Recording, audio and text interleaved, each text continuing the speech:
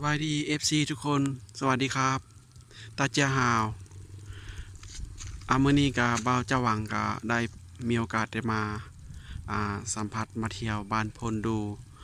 ตั้งอยู่เมืองตะแคกแขวงคำมวนเนาะเป็นบ้านที่ว่าตั้งอยู่ในกลางหุบเขาเลยพี่น้องเอ้ยเป็นบ้านประมาณอยู่50กว่าหลังคาเนาะ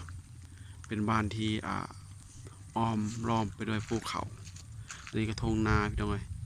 เขียวกจีเลยท่ามกลางสายหมอกพี่น้องเอ้ยท่ามกลางสายหมอกอันนี้ก็รถบ้าวเจ้าหวังเนาะถนนชนบทพี่น้องเอ้ยเป็นถนนลูกรังถนนดินแดงนี่บรรยากาศอ้อม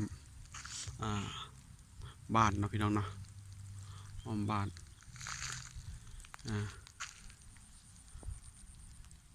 อันกับภูเขาลูกนั้นก็อยู่กลางเลยพี่น้องเอ้ย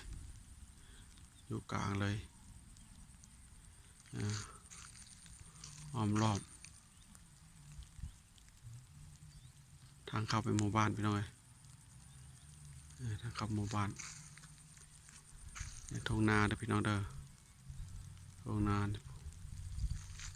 ภูเขาตั้งอยู่แข่งขมวนเด้อพี่น้องเด้อประเทศลาวตรงกันข้ามกับนครพนม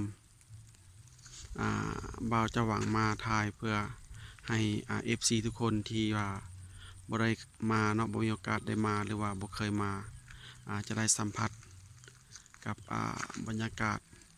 ที่สวยงามพี่น้องเอ้ยว่าจะหวังจะถ่ายงามๆให้เด้อพี่น้องเด้อทักทาย